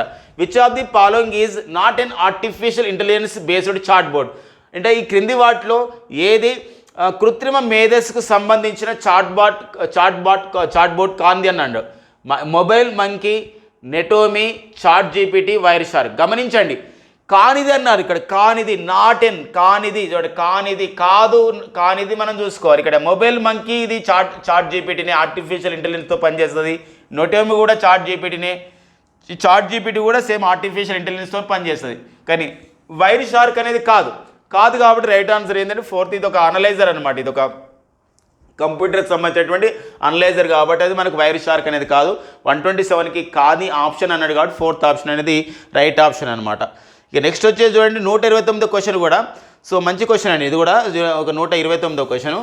సో మనకి ఇటీవల కాలంలోనే మనకి ఎనిమల్ హస్బెండరీ స్టాటిస్టిక్స్ అంటే కేంద్ర ప్రభుత్వము భారతదేశంలో ఎనిమల్ హస్బెండరీ అంటే సంబంధించినటువంటి పశుగణన సంబంధించినటువంటి ఒక రిపోర్ట్స్ ఇవ్వడం జరిగిందనమాట. ఇలాంటి రిపోర్ట్లలో మాంసం ఉత్పత్తిలో ఏ రాష్ట్రం ముందంజలో ఉంది, పాల ఉత్పత్తిలో ఏ రాష్ట్రం ముందంజలో ఉంది, ఎగ్స్ ప్రొడక్షన్లో ఏ రాష్ట్రం ముందంజలో ఉంది, అలాంటివి అడగడం జరిగింది. ఏ రాష్ట్రం పాలు మరియు పాల ఉత్పత్తుల యొక్క స్వచ్ఛత నిర్ధారించడానికి ప్యూర్ ష్యూర్ అనే ప్రచారం ప్రారంభించింది. Which state has started a campaign to ensure purity of the milk and dairy production as pure for sure. గమనించండి, అడిగిన విధానం చూడండి. అంటే జనరల్గా ఈ యొక్క ఎనిమల్ స్టాటిస్టిక్స్లో, ఈ ఎనిమల్ హస్బెండరీ స్టాటిస్టిక్స్లో పాల ఉత్పత్తిలో నెంబర్ 1 ప్లేస్ ఏదంటే ప్రపంచంలో మనమే అయినాం. కానీ మన భారతదేశంలో పాల ఉత్పత్తిలో ఏ రాష్ట్రం ముందంజలో ఉందంటే గతంలో అయితే ఉత్తరప్రదేశ్ ఉండే, ఇప్పుడు ఉత్తరప్రదేశ్ని అధిగమించి రాజస్థాన్ ఫస్ట్ ప్లేస్ వచ్చింది. కాబట్టి రాజస్థాన్ క్వశ్చన్ పైన ఇలా అడిగాడు. రైట్ ఆన్సర్ ఏంటంటే ఇక్కడ ప్యూర్ ఫర్ ష్యూర్. ఈ ప్యూర్ ఫర్ ష్యూర్ అనే ఒక ఈ పాల సంబంధించినటువంటి స్వచ్ఛత గురించి నిర్ధారించడానికి, పాల ఉత్పత్తుల గురించి నిర్ధారించడానికి ప్యూర్ ఫర్ ష్యూర్ అనే ప్రచారం ఏ రాష్ట్రం ప్రారంభించిందంటే రైట్ ఆన్సర్ ఏదంటే రాజస్థాన్ ఈ కార్యక్రమాన్ని ప్రారంభించడం అనేది జరిగిందనమాట. సో అలాంటి విషయాన్ని కూడా గుర్తుపెట్టుకోవాల్సిన అవసరం మనకు ఉంటుంది అనమాట. ఇక నెక్స్ట్ వచ్చేసి మరో క్వశ్చన్ ఇక్కడ ఉందండి. ఎస్ ఏంటంటే ఇక్కడ ఇక్కడ చూడండి ఒకసారి, మనకి 131 question. So 131 question. DRDO associated laser science technology centre is located. అంటే శాస్త్రీయ సంస్థలపైన, పరిశోధన సంస్థలపైన మన బిడ్స్ వస్తాయి, లేకపోతే శాస్త్రీయ సంస్థల యొక్క అబ్రివేషన్స్ అని అడుగుతూ ఉంటాడు. ఇలాంటి నేపథ్యంలో DRDO associated laser science and technology centre అనేది ఎక్కడ ఉంది అంటున్నాడు. సో డిఫెన్స్ రీసెర్చ్ డెవలప్మెంట్ ఆర్గనైజేషన్కి సంబంధించినటువంటి సంస్థ అనమాట laser science and technology centre. అది ముంబైలో ఉందా, కోల్కతాలో ఉందా, ఢిల్లీలో ఉందా, చెన్నైలో ఉందా? సో రైట్ ఆన్సర్ ఎక్కడ ఉందంటే అది ఢిల్లీలో ఉందండి, ఢిల్లీలో ఉంది. డిఆర్డిఓ బేస్ చేసుకొని కానివ్వండి, బాగా గుర్తుపెట్టుకోవాలి ఎప్పుడైనా, డిఫెన్స్ రీసెర్చ్ డెవలప్మెంట్ ఆర్గనైజేషన్ కానివ్వండి, council for the scientific industrial research కానివ్వండి, లేదా ఇండియన్ స్పేస్ రీసెర్చ్ ఆర్గనైజేషన్ కానివ్వండి, సో ఇలా ICMR Indian council for the ఒక మెడికల్ రీసెర్చ్ కానివ్వండి, కొన్ని ఏరియాస్ మన కాంపిటేటివ్ ఎగ్జామ్లు ఉంటాయి, అవి ఖచ్చితంగా మన బిడ్స్ వస్తున్నాయి. సో ఒక్కోసారి మనకు లాస్ట్ టైం అయితే ఇప్పుడు సిఎస్ఐఆర్ సంబంధించిన బిడ్స్లో అడిగాడు, డిఆర్డిఓ సంబంధించి మళ్ళీ అడగడం జరుగుతుంది. ఇలాంటి గుర్తుపెట్టుకోవాల్సిన అవసరం ఉంది. వారి యొక్క అధిపతులను కూడా మనకు ఎగ్జామినేషన్లో ఇంపార్టెన్స్గా చూసుకోవాల్సిన అవసరం ఉంటుందన్నమాట. ఇక నెక్స్ట్ వచ్చేసి మనకి మరికొన్ని సంబంధించినటువంటి కరెంట్ అఫైర్స్ మనకు ఉన్నాయండి ఒకటి. సో ఇక్కడ చూడండి, ఈ మధ్య కాలంలో మనకు న్యూస్లో ఉన్నది కరెంట్ జాగ్రఫీ కిందకి చెప్పవచ్చు. ఇది మౌంట్ మెరాపి. ఈ మధ్యకాలంలో మౌంట్ మెరాపి మనకి కరెంట్ జాగ్రఫీలో వచ్చింది. మనకి కరెంట్ అఫైర్స్లో ఇది ఒక అక్కడ అగ్నిపర్వతం బద్దలైందని వచ్చింది, అంటే వాళ్ళకున్న ఎరప్షన్ అయింది.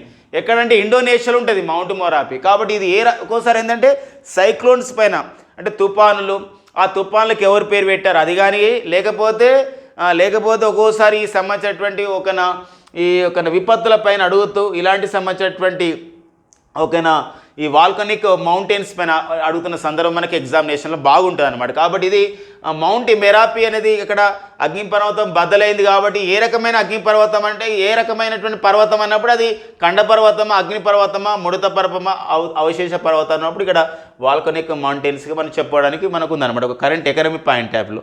సో ఇక నెక్స్ట్ వచ్చేసి కాంపిటేటివ్ ఎగ్జామ్లలో ఎంత లేటెస్ట్గా వస్తున్నాయి ఈ మధ్యకాలంలో, ఒక 20 days బ్యాక్ ఇన్ఫర్మేషన్ కూడా ఇస్తున్నారు. అంటే ఎగ్జామ్కి ఒక 20 days బ్యాక్ ఇన్ఫర్మేషన్ కూడా నేర్చుకోవాలి అని చెప్పేసి తెలుస్తున్న బిట్ అనమాట. Who among the following received the 2023 international praise in statistics that is equivalent to the Nobel prize in statistics in the year 2023. ఈ క్రింది వారిలో నోబెల్ పురస్కారానికి సమానమైన అంతర్జాతీయ గణాంకాల పురస్కారాన్ని 2023 సంవత్సరంలో పొందిన వారిని గుర్తించండి. తొలిసారికి ఈ అవార్డు మన భారతీయుడికి వచ్చింది. సో మన తెలుగు వారు ప్రజెంట్ వారు అమెరికాలో ఉంటున్నారు, వారికి అవార్డు రావడం జరిగింది. సో మరి కళ్యంపూడి రాధాకృష్ణరావు. సో రైట్ ఆన్సర్ ఏంటంటే కళ్యంపూడి రాధాకృష్ణరావు అని 133 క్వశ్చన్కి రైట్ ఆన్సర్. ఎప్పుడైనా గమనించాలి, తొలిసారిగా ఒక అవార్డు వచ్చింది, లేదా తొలిసారిగా ఆ అవార్డుకి మన భారతీయులకు వచ్చింది, తెలుగు వారికి వచ్చింది, ఇలాంటప్పుడు మనకు ఖచ్చితంగా ఎగ్జామినేషన్లో బిట్స్ అనేది మనకు వస్తుంది. ఫస్ట్ అనేది పదం వచ్చినప్పుడు, తొలి అనే పదం వచ్చినప్పుడు, లేదా ఈ సూపర్లేటివ్స్ అని అంటారు, వీటి అన్నిటి కూడా ప్రథములు అని చెప్పేసి అంటారు, వాటి నుండి మనకు బిట్స్ అనేది మనకు వస్తున్నాయి అనమాట. ఇక నెక్స్ట్ వచ్చేసి 134 క్వశ్చన్, ఈ జాగ్రఫీ క్వశ్చన్ అండి. మనకు ఏమని ఇచ్చాడంటే బైసన్ జాతీయ వన్యప్రాణి సంరక్షణ కేంద్రం నెలకొని ఉన్న రాష్ట్రం అన్నాడు. ఒకనది త్రిపుర రాష్ట్రంలో మనకు బైసన్ అనేది ఉంది. సో 135 క్వశ్చన్ మనకు బయాలజీ సంబంధించిన క్వశ్చన్. అది మానవ కణంలో ఎన్ని క్రోమోజోమ్ జతలు ఉంటాయంటే అది 23 క్రోమోజోమ్ జతలు ఉంటాయి. సో అది మనకు. ఇక నెక్స్ట్ వచ్చేసి మరొకటి చూడండి. ఇది మనకు కేంద్ర ప్రభుత్వ కార్యక్రమాలపైన ఎకనమీకి సంబంధించిన ఓరియంటేషన్లు ఇచ్చినటువంటి పాయింట్. సో ఇందులో వివిధ మంత్రిత్వ శాఖలు ఇచ్చి ఆ మంత్రిత్వ శాఖలు అమలు చేస్తున్నటువంటి గవర్నమెంట్ స్కీమ్స్ పైన ఇవ్వడం జరిగింది. సూక్ష్మ చిన్న మధ్యతర పరిశ్రమల మంత్రిత్వ శాఖ, భారత ప్రభుత్వం tribal affairs, ministry of the tribal affairs ఒకనా ఇచ్చాడు. గ్రామీణాభివృద్ధి మంత్రిత్వ శాఖ, ministry of the rural development, ministry of the finance ఆర్థిక మంత్రిత్వ శాఖ and ministry of the women and child development ఇచ్చాడు. సో మరి ఇక్కడ పథకాలు వచ్చేసి ప్రధానమంత్రి గ్రామ సడక్ యోజన, ఆత్మనిర్భర్ భారత్, ఖాదీ గ్రామోద్యోగ్ వికాస్ యోజన, పోషణ అభియాన్, ప్రధానమంత్రి జన్ధన్ యోజన అని చెప్పేసి ఇచ్చాడు. ప్రధానమంత్రి జన్ధన్ యోజన. సో ఇక్కడ మీరు చూస్తే గమనించాలి ఇక్కడ ఏంటంటే ఇక్కడ ఖాదీ గ్రామోద్యోగ్ వికాస్ యోజన ఉంటుంది. ఈ ఖాదీ గ్రామోద్యోగ్ వికాస్ యోజన అంటే ఖచ్చితంగా దేనికి సంబంధించి ఉంటుందంటే సూక్ష్మ చిన్న మధ్యతర పరిశ్రమలు ఉంటుంది. కాబట్టి ఏ అనేది ఏంటంటే 3. గమ్మత్తైన విషయం ఏంటంటే ప్రతి ఆప్షన్లో కూడా A3 ఇచ్చాడండి. ఇక్కడ A3 ఇచ్చాడు, ఇక్కడ A3 ఇచ్చాడు, ఇక్కడ A3 ఇచ్చాడు. అలాంటప్పుడు మనం కొంచెం గుర్తుపెట్టుకోవాల్సిన అంశం జన్ధన్ యోజన, ప్రధానమంత్రి జన్ధన్ యోజన. మనకు కొంచెం తెలుసు. ఏం తెలుసు ప్రధానమంత్రి జన్ధన్ యోజన అంటే ఇన్క్లూజివ్ ఒక గ్రోత్ అండ్ ఒక సమ్మిళిత ఆర్థిక వృద్ధి అంటాం. ఇన్క్లూజివ్ ఒక ఎకనామిక్ గ్రోత్ అని చెప్పేసి అంటాం, ఫైనాన్షియల్ గ్రోత్ అంటాం. సమ్మిళిత ఆర్థిక వృద్ధి అనే నేపథ్యంలో ఆధార్ కార్డును తీసుకొని మనం బ్యాంకులోకి వెళ్తే ఇట్లా ఒక జీరో బేస్డ్ అకౌంట్ పొదుపు ఖాతాలను ఇవ్వడం, రూపే అనే పేరుతో ఒక ATM కార్డ్స్ని ఇట్లా ఇవ్వడం, ఇలాంటి జరుగుతూ ఉన్నాయి. ఇది మనం ప్రధానమంత్రి జన్ధన్ యోజన. బ్యాంకులకు వెళ్తున్నాం కాబట్టి ఖచ్చితంగా అది ఏ మంత్రిత్వ శాఖకు సంబంధించి ఉంటుందంటే ఆ ఆర్థిక మంత్రిత్వ శాఖకు సంబంధించి ఉంటుంది. కాబట్టి ప్రధానమంత్రి జన్ధన్ అంటే 5th ఉన్నది ఇక్కడ పథకాలలో. మరి ఆర్థిక శాఖ అంటే D అంటే ఒక 5 ఉంది. కాబట్టి D5 చూడండి. సో ఇక్కడ D5 అనేది ఏమి ఇచ్చాడంటే 2 ఇచ్చాడు. D5 2 ఇచ్చాడు. కాబట్టి 1, 2ని మనం తీసేయచ్చు. మరి పోషణ అభియాన్ అని చెప్పేసి అంటారు. పోషణ అభియాన్. సో పోషణ అభియాన్ అనేది దేనికి సంబంధించిందంటే ఇది వాళ్ళకి సంబంధించినటువంటి సరైనటువంటి పోషకాలు అందించడం అనే ప్రధానమైన ఉద్దేశం ఉంటుంది. పోషకాలు ఎవరికి అందిస్తామంటే మహిళలకు అందిస్తారు అండ్ ఇంకొకటి ఏంటంటే పిల్లలకు అందిస్తారు. కాబట్టి ఏ మంత్రిత్వ శాఖ ఉంటుందంటే స్త్రీ మరియు శిశు వికాస మంత్రిత్వ శాఖ అంటే ministry of the women and child development అనేది ఉంటుంది. కాబట్టి ఇక్కడ రైట్ ఆన్సర్ మనం చూస్తే Cకి రైట్ ఆన్సర్ ఏమవుతుందంటే ఇక్కడ సో Cకి రైట్ ఆన్సర్ చూడండి. ఇక్కడ Cకి రైట్ ఆన్సర్ ఏమవుతుంది చూడండి. ఇక్కడ సో సి అంటే ఈకి రైట్ ఆన్సర్ చూడండి. ఈకి రైట్ ఆన్సర్ పోషణ అభియాన్ అంటే ఏంటి E4 అవుతుంది. కాబట్టి ఇక్కడ ఏమవుతుంది చూడండి. 3rd ఆప్షన్ రైట్ ఆప్షన్ అవుతుంది. ఒకసారి చూద్దాం. సూక్ష్మ చిన్న మధ్యతర పరిశ్రమల మంత్రిత్వ శాఖ సో నిర్వహించే కార్యక్రమం వచ్చేసి ఖాదీ గ్రామోద్యోగ వికాస్ యోజన. భారత ప్రభుత్వం ట్రైబల్ అఫేర్స్ వాళ్ళు నిర్వహించే శాఖ వచ్చేసి ఇక్కడ సో మనకి ఇక్కడ చూడండి. సో రైట్ ఆన్సర్ వచ్చేసి మనకి ఏంటంటే ఇక్కడ ఆత్మనిర్భర్ భారత్. సో అలాంటిది. అండ్ నెక్స్ట్ వచ్చేసి ఇక్కడ గ్రామీణాభివృద్ధి మంత్రిత్వ శాఖ నిర్వహించేది ప్రధానమంత్రి సడక్ యోజన. ఆర్థిక మంత్రిత్వ శాఖ వచ్చేసి మనకి ఇక్కడ ఏంటంటే ప్రధానమంత్రి జన్ధన్ యోజన. స్త్రీ మరియు శిశు వికాస మంత్రిత్వ శాఖ వచ్చేసి రైట్ ఆన్సర్ వచ్చేసి మనకి ఏమవుతుందంటే సో పోషణ అభియాన్ కార్యక్రమం అవుతుంది. కానీ ఈ కీ పాత్ర మనకు మీకు అవగాహన గురించి మాత్రమే మన అశోక్ ఆన్లైన్ అకాడమీ ద్వారా ఇది పొందుపరుస్తున్నారు. కీని ఫైనల్ కీ మాత్రం మనము పోలీస్ రిక్రూట్మెంట్ బోర్డు వాళ్ళు ఇచ్చేది మనం ఫైనల్ కీగా మనం భావించుకోవాల్సిన అవసరం మనకు ఉంటుందన్నమాట. సో ఈ అంశం గుర్తుపెట్టుకోవాల్సిన అవసరం ఉందండి. సో నెక్స్ట్ క్వశ్చన్ చూద్దామండి. సో నెక్స్ట్ క్వశ్చన్ ఒకసారి చూడండి. ఇక్కడ ఎస్ అండి. Match the following book titles with their authors అంటే ఇక్కడ ఆథర్స్ పుస్తక రచయితలు ఇచ్చారు అండ్ ఎవరు ఆ పుస్తక రచయితలు ఇచ్చారు వాళ్ళ పుస్తకాలు ఏ పుస్తకాలు రాశారని చెప్పేసి ఒక క్వశ్చన్ ఇట్లా ఇవ్వడం జరిగిందనమాట. సో అది ఒక గుర్తుపెట్టుకోవాల్సిన అవసరంలో ఉన్నది. సో ఏ క్వశ్చనో చూద్దామండి. అది క్వశ్చన్ ఒక చూడండి. సో అరుంధతి రాయ్ రాసిన పుస్తకం ఏది అనేది ఒకటి. అండ్ ఖుష్వంత్ సింగ్ రాసిన పుస్తకం ఏది. అండ్ ఇంకొకటి అబీబ్ అహ్మద్ రాసిన పుస్తకం ఏది. APJ అబ్దుల్ కలాం రాసిన పుస్తకం అండ్ అటల్ బిహారీ వాజ్పేయి రాసిన పుస్తకం. గమనించాలి చూడండి. అటల్ బిహారీ వాజ్పేయి రాసినటువంటి పుస్తకం. సో ఇందులో మరి ఏ పుస్తకాలను ఎవరు రచించారనేది చాలా ఇంపార్టెన్స్ మనకు ఉంటుందండి. ఒకసారి చూడండి. అరుంధతి రాయ్ రాసిన పుస్తకం అండి. అరుంధతి రాయ్ గారు రాసిన పుస్తకంలో మనకి ఇంపార్టెంట్ చూడండి ఇక్కడ. సో ఆజాదీ ఫ్రీడమ్ అండి. ఆజాదీ ఫ్రీడమ్. ఖుష్వంత్ సింగ్ రాసిన పుస్తకం వచ్చేసి ట్రైన్ టు పాకిస్తాన్ అండి. ట్రైన్ టు పాకిస్తాన్ అనేది సో ఖుష్వంత్ సింగ్ రాసిన పుస్తకం. కాబట్టి ఇక్కడ గమనించండి 2nd and 3rd ఆప్షన్స్ కాదండి. ఎందుకోసం అంటే 3rd 4 ఏకి 3rd ఉంది, ఇక్కడ B4 ఉంది, ఇక్కడ 3rd ఉంది. ఇక్కడ 2 ఆప్షన్స్ సేమ్ ఉన్నాయి కాబట్టి 1 and 4లో ఏదో ఒకటి రైట్ ఆన్సర్ అవుతుంది. సో మనకి ఇక్కడ అటల్ బిహారీ వాజ్పేయి గారు రాసిన పుస్తకం వచ్చేసి మనకి ఇక్కడ చూడండి కన్స్ట్రక్టివ్ పార్లమెంటరీ. గమనించాల విషయం మీద ఈ మొత్తం కూడా కన్స్ట్రక్టివ్ పార్లమెంటేరియన్ అనే ఇవ్వడం జరిగింది. కాబట్టి C and D మనకు డిసైడింగ్గా ఉండే మనకు ఉంటాయి. కాబట్టి ఇక్కడ చూడండి ఏపీజే అబ్దుల్ కలాం రాసిన పుస్తకంలో మేరే దేశ్ బదల్ రహే హై అనే పుస్తకం అనేది చాలా ఇంపార్టెన్స్ మనకు వస్తుంది. కాబట్టి ఇక్కడ 4th ఆప్షన్ అనేది రైట్ ఆప్షన్ అవుతుంది. 138 క్వశ్చన్ మరొకసారి చూడండి. అరుంధతి రాయ్ రాసిన పుస్తకం వచ్చేసి అరుంధతి రాయ్ రాసిన పుస్తకం అండి. 138 క్వశ్చన్. అరుంధతి రాయ్ రాసిన పుస్తకం వచ్చేసి Azadi freedom.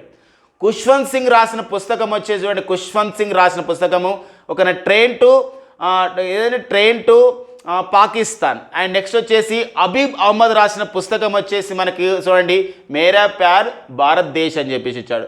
And APJ Abdul Kalam రాసిన పుస్తకాల్లో మనం చూస్తే మేరే దేశ్ బదల్ రహే హై. అండ్ అటల్ బిహారీ వాజ్పేయి గారు రాసిన పుస్తకం వచ్చేసి కన్స్ట్రక్టివ్ పార్లమెంటరీ అండి. కొంచెం టఫ్గా ఇచ్చాడు అది. సో మనకి అంటే మెయిన్ కాకుండా కొన్ని సంబంధించిన పుస్తకాలపైన ఇంకా మరింతగా మనం చూసుకోవాల్సిన అవసరం ఖచ్చితంగా ఉంటుంది దీన్ని బట్టి అనమాట. ఓకేనా, నెక్స్ట్ చూడండి. సో ఈ 141 క్వశ్చన్ ఇది మనకు హిస్టరీ సార్ కూడా చెప్పారు. సో మనకి ఇక్కడ ఏంటి హిస్టరీ ఇక్కడ మన హిస్టరీ సార్ కూడా చెప్పడం జరిగింది. ఏ సంవత్సరంలో సాలార్ జంగ్ మ్యూజియం ప్రారంభించబడింది. In which year Salar Jung museum was started అని ఇచ్చాడు. 1948, 1949, 1950, 1951. సో ఇక్కడ రైట్ ఆన్సర్ మీరు మరి ఏ ఇయర్లో మరి సాలార్ జంగ్ మ్యూజియం అనేది స్టార్ట్ చేశారు. సో మనకి డిసెంబర్ 16న 1951లో. సో 1951లో డిసెంబర్ 15న, సో డిసెంబర్ 16న మనకు సాలార్ జంగ్ మ్యూజియం అనేది స్టార్ట్ కావడం అనేది జరిగింది. సో మనకి అంటే ఇయర్స్ పైన అంటే గతంలో ఇది ప్రీవియస్లో చాలాసార్లు అడగడం జరిగింది వేరే మనకు పబ్లిక్ సర్వీస్ కమిషన్ వీటిలలో. మరి మన హైదరాబాద్లో ఉన్నటువంటి ఒక మ్యూజియంలో ప్రముఖమైనది మనకి ఇక్కడ సాలార్ జంగ్ మ్యూజియం. సో అంటే ఒక సంస్థలు ఎప్పుడు ఏర్పడుతున్నాయి అనే విషయం పైన కూడా మనం కొంచెం చూసుకోవాల్సిన అవసరం దీన్ని బట్టి మనకు ఉంటుంది అనమాట. సో సాలార్ జంగ్ మ్యూజియం అనేది ఎప్పుడు ఏర్పడింది, ఏ సంవత్సరంలో ఏర్పడింది అని చెప్పేసి అడుగుతున్న సందర్భం అనమాట. కానీ రైట్ ఆన్సర్ వచ్చేసి మనకి ఏంటంటే డిసెంబర్ 16 అండి. సో డిసెంబర్ 16న సో సాలార్ జంగ్ మ్యూజియం అనేది సో ఏర్పాటు చేయడం జరిగింది. సో 1951 అండి. 1951 ఈజ్ ద రైట్ ఆన్సర్ అండి. ఇక్కడ 1951లో ఏర్పాటు చేయబడింది అనమాట. అండ్ నెక్స్ట్ వచ్చేసి 143 క్వశ్చన్ అండి. 143 క్వశ్చన్ ఇది తెలంగాణ రాష్ట్ర ప్రభుత్వ పథకాలపైన అడగడం జరిగింది. ఇప్పుడు మనకి నేతన్నకు బీమాని మనం లాస్ట్ ఇయర్ ప్రారంభించుకున్నారు. నేతన్నకు బీమాని ఆగస్టు 7th రోజు మన జాతీయ చేనేత దినోత్సవం రోజు. మరి ఇక్కడ చూడండి. సో ఇన్ విచ్ ఇయర్ నేతన్నకు చేయూత scheme started by government of Telangana. నేతన్నకు చేయూత పథకం తెలంగాణ ప్రభుత్వం ద్వారా ఏ సంవత్సరంలో ప్రారంభించబడింది? 2015, 2016, 2017, 2018. ఒకవేళ 2022 ఇస్తే మనం అదే పెట్టేవాళ్ళం. నేతన్నకు బీమా ఇది ఒకటే అని. కానీ ఇక్కడ రైట్ ఆన్సర్ ఏంటంటే 2017 అండి. So 3rd option is the right option. 2017లో. సో 143 క్వశ్చన్ రైట్ ఆన్సర్ వచ్చేసి ఇక్కడ ఏంటంటే 2017లో మనకి నేతన్నకు చేయూత అనే పథకాన్ని తెలంగాణ రాష్ట్ర ప్రభుత్వం ప్రారంభించడం జరిగింది. సో ఈ నెక్స్ట్ వచ్చేసి మనకి ఒక బిట్ చాలా ఇంపార్టెన్స్గా మనకు ఉంటుందండి. సో ఇప్పుడు ఇటీవల కాలంలో మనకు తెలంగాణ బిట్స్ అనేది ఎలా వస్తాయి మన తెలంగాణ ఎగ్జామ్లు అనేది ఇక్కడ ఈ తెలంగాణ సంబంధించిన వివిధ పోటీ పరీక్షలు తన పంద ఎలా నిరూపించుకుంటుంది, మిగతా పోటీ పరీక్షలకి తెలంగాణ పోటీ పరీక్షలకి క్వశ్చన్స్ యొక్క వేరియేషన్ ఎక్కడ వస్తుందంటే ఇలాంటి క్వశ్చన్స్ అనమాట. అంటే సినిమాల పైన బిట్స్ మనకి ఇస్తారు. గతంలో కూడా గ్రూప్ 2లో ఇలా ఇచ్చారనమాట. సో మనకి ఒక గ్రూప్ 2లో కూడా ఇలాంటి క్వశ్చన్స్ వచ్చినాయి. మై డియర్ బాలే అనే పుస్తకం ఎవరు రచించారు, కథానాయకుడు పుస్తకాన్ని చదువుతున్నాడు, ఆ పుస్తక రచయిత ఎవరని గ్రూప్ 2లో అడగడం జరిగిందనమాట. అంటే కబాలి సినిమా ప్రారంభంలో జరిగిన ఒక కార్యక్రమం తీసుకొని క్వశ్చన్ ఫ్రేమ్ చేయడం జరిగింది. ఇటీవల కాలంలో మనకి బలగం సినిమా అది చాలా జనాల్లోకి అది పబ్లిక్ వెళ్ళిపోయింది. ఊరూరా కూడా దాని బలగం సినిమాని ఆ విధంగా ప్రదర్శిస్తున్న సందర్భం మనం చూస్తున్నాం. ఇలాంటి నేపథ్యంలో బలగం మూవీ వాందా ఒనికో films award in March 2023 in which of the following categories. అంటే మార్చి 2023లో ఒనికో ఫిలిమ్స్ అవార్డులో బలగం సినిమాకి ఏ విభాగంలో పురస్కారం లభించింది. విషయం ఏంటంటే ఇక్కడ ఒనికో ఫిల్మ్ అవార్డ్స్ ఎక్కడ ఇస్తారంటే ఇది ఉక్రెయిన్ దేశంలో ఇస్తారు. ప్రజెంట్ రష్యా ఉక్రెయిన్లో ఎలాంటి క్రైసిస్ ఉందో తెలుసు. మరి అలాంటి వాళ్ళు ఇచ్చినటువంటి అవార్డులలో ఆ దేశం ఇచ్చిన వాటిల్లో మనం బెస్ట్ డాక్యుమెంటరీ ఫీచర్ ఫిల్మ్ అవార్డులలో మనకు రావడం జరిగిందనమాట. 145 క్వశ్చన్కి రైట్ ఆన్సర్ వచ్చేసి 2nd ఆప్షన్ అనేది రైట్ ఆన్సర్ అండి. సో మనకి వేణు దర్శకత్వం మన వెల్దండ వేణు వారు దర్శకత్వం వహించినటువంటి సినిమా మరి దిల్ రాజు గారి ప్రొడక్షన్లో వచ్చిన సినిమా ఈ బల్గం సినిమా అండి. ఓకేనా.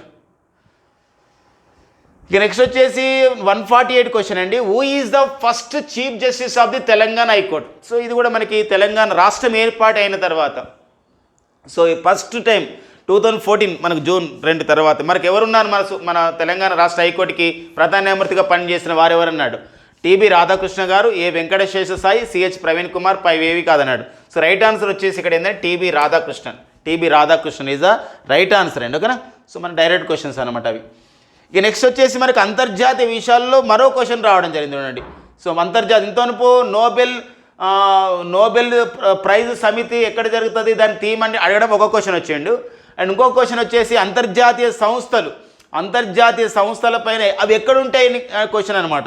సో అవి ఎక్కడ ఉంటాయి, యూనిసెఫ్ ఎక్కడ ఉంది అంటే match the following organisations with the place of their headquarters. ఈ క్రింది వాటిలోని సంస్థలని వాటి యొక్క ప్రధాన కార్యాలయాలు ఉన్న ప్రదేశాలని జతపరచమన్నాడు. యూనిసెఫ్ అంటే United Nations International Children Emergency Fund, ILO International Labour Organisation, FAO Food and Agriculture Organisation, World Bank. So ఇక్కడ చూడండి రోమ్, న్యూయార్క్, జెనీవా, వాషింగ్టన్ ఇచ్చారు. సో యూనిసెఫ్ ప్రధాన కార్యాలయం వచ్చేసి మనకు న్యూయార్క్లో ఉంటుంది కాబట్టి A2 అండి, A2 అనేది ఉందండి. ఇలా A2లో సో మనకి ఏమంటే A2లో 2 ఆప్షన్స్ మాత్రమే ఉన్నాయి. 3rd 4thలలో A3 ఇచ్చాడు కాబట్టి 3rd 4th కాదు. ILO ఇంటర్నేషనల్ లేబర్ ఆర్గనైజేషన్ అంతర్జాతీయ కార్మిక సంస్థ ప్రధాన కార్యాలయం స్విట్జర్లాండ్లోని జెనీవా కాబట్టి ఇక్కడ ఏమవుతుందంటే B3 అవుతుంది. మరి B3 ఎక్కడ ఉందంటే ఒకటే ఉంది, ఇంకా B4 అని సెకండ్ ఆప్షన్ ఇచ్చాడు కాబట్టి 100% రైట్ ఆన్సర్ అవుతుంది. FAO అంటే ఎక్కడ ఉందంటే ఇటలీ రాజధాని రోమ్లో ఉంది.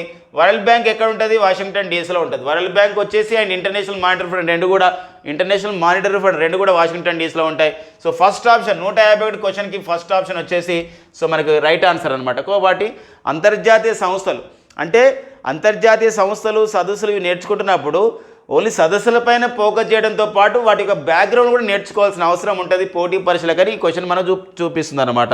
ఓకేనా, నెక్స్ట్ మనం మరో క్వశ్చన్కి వెళ్దాం. సో మనకి మన హిస్టరీ సార్ కూడా చెప్పారు 1992 సంవత్సరంలో పద్మవిభూషణ్ పురస్కారం అందుకున్న కవిని గుర్తించారంటే మన కాళోజీ నారాయణరావు గారు. సో ఇది రైట్ ఆన్సర్ అండి. మన సార్ చెప్పారు. నెక్స్ట్ వచ్చేసి చూడండి, ఎస్ అండి ఎగ్జాక్ట్లీ. సో ఇది కూడా కొంచెం మనకి ఎకనమీ అనే మన పాలిటీ పాయింట్ ఆఫ్ వ్యూ ఇవ్వడం జరిగింది. ఏమనంటే భారత రాష్ట్రపతి తన అధికారాలను ఉపయోగించి ఎంతమంది సభ్యులను రాజ్యసభకు నియామకం చేయగలుగుతారు. ఇది మనకి భారత రాజ్యాంగంలోని 80 భారత రాజ్యాంగంలోని 80 ఆర్టికల్ ప్రకారం సో ఎంతమందిని రాజ్యసభకు నామినేట్ చేస్తారంటే 12 మందిని నామినేట్ చేస్తారు. 127 క్వశ్చన్ వచ్చేసి 12th is the right answer అండి. 169 which organisation is planning to start larger floating solar power plant in తెలంగాణలో మరి ఏ సంస్థ అతిపెద్దదైనటువంటి తేలియాడే సోలార్ పవర్ ప్లాంట్ని తెలంగాణలో ప్రారంభించిందని అన్నాడు. NTPC వాళ్ళ, BHEL వాళ్ళ, అదాని పవరా, పైవేవి కాదా? సో రైట్ ఆన్సర్ ఇక్కడ ఏంటంటే సో ఇక్కడ ఆల్రెడీ మనకి ఇక్కడ పెద్దపల్లి జిల్లా. సో పెద్దపల్లి జిల్లాలో రామగుండంలో ఆల్రెడీ 100 మెగావాట్లకు సంబంధించినటువంటి మనకి నీటిపై తేలియాడే సౌర విద్యుత్ కేంద్రం నిర్మించడం జరిగింది. కాబట్టి NTPC is the right answer అనేది మనకు అవుతుందండి. ఓకేనా, NTPC.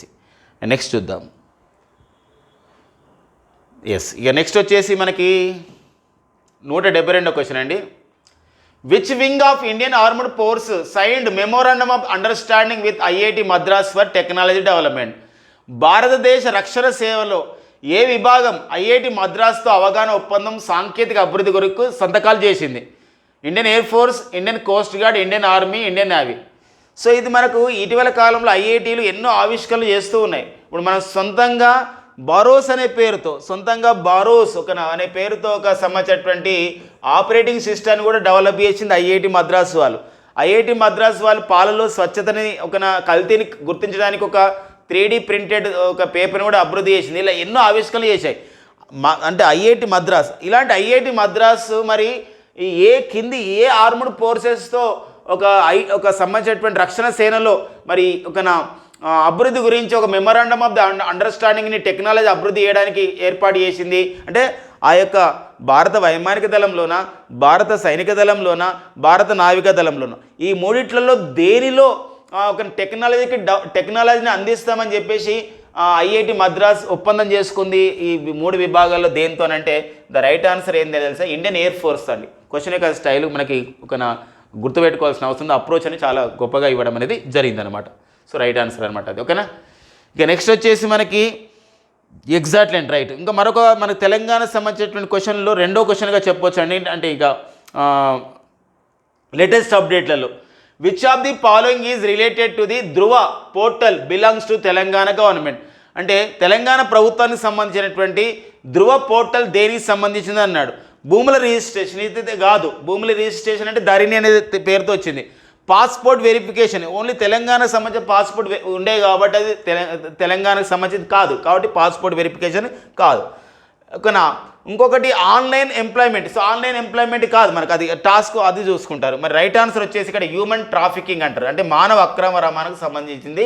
సో ధృవ అనే ఒక పోర్టల్ని తెలంగాణ ప్రభుత్వం అనేది ఇవ్వడం జరిగింది అనమాట. అది రైట్ ఆన్సర్ వచ్చేసి మానవ అక్రమ రవాణాని అరికట్టడానికి తెలంగాణ ప్రభుత్వం ధృవ అనే పోర్టల్ని ప్రారంభించడం అనేది జరిగిందండి. ఈ క్వశ్చన్కి రైట్ ఆన్సర్ అయితే హ్యూమన్ ట్రాఫికింగ్. ఓకేనా. ఇక నెక్స్ట్ వచ్చేసి మనకి ఇంపార్టెంట్ డేట్స్ విషయంలో క్వశ్చన్ అడగడం జరిగింది. So every year on which day Kargil Vijay Diwas is celebrated in India. So మన ప్రతి సంవత్సరం మన భారతదేశంలో ఏ రోజున కార్గిల్ విజయ్ దినోత్సవం జరుపుకుంటారు? June 13, July 26, August 13, September 26.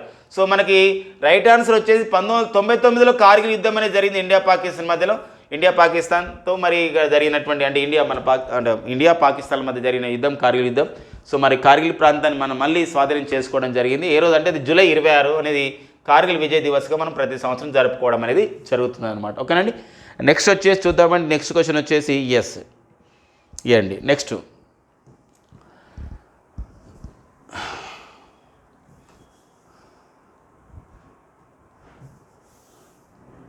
With which multinational company Telangana government signed a memorandum of the understanding for digital Telangana?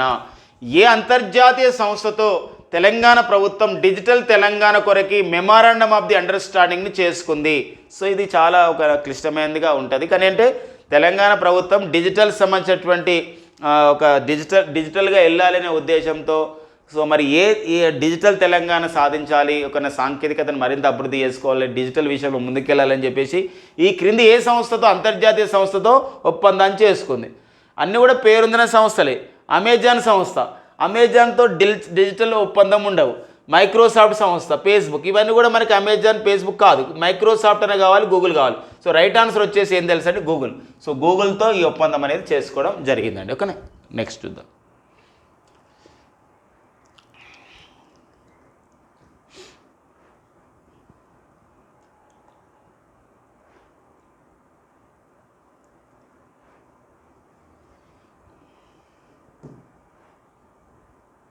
ఒక ఇవ్వండి మనకి మెయిన్గా. ఓకేనా.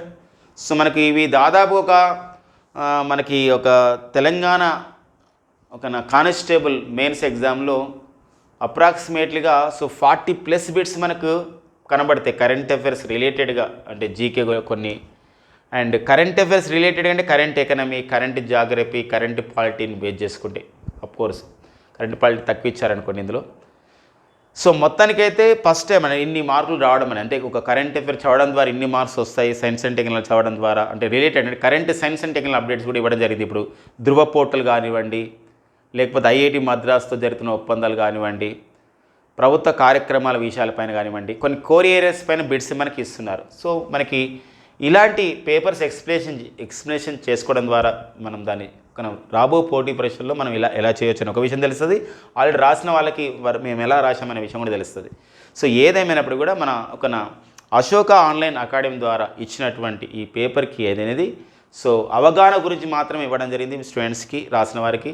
సో ఫైనల్గా మాత్రం మనము పోలీస్ రిక్రూట్మెంట్ బోర్డు, తెలంగాణ రాష్ట్ర పోలీస్ రిక్రూట్మెంట్ బోర్డు వాళ్ళు ఇచ్చినటువంటి కీని మాత్రమే మనం ఫైనల్గా చూసుకోవాల్సిన అవసరం ఉంటుంది. ఓకేనండి. సో థ్యాంక్ యూ అండి, and all the best for your next exam. Thank you అండి.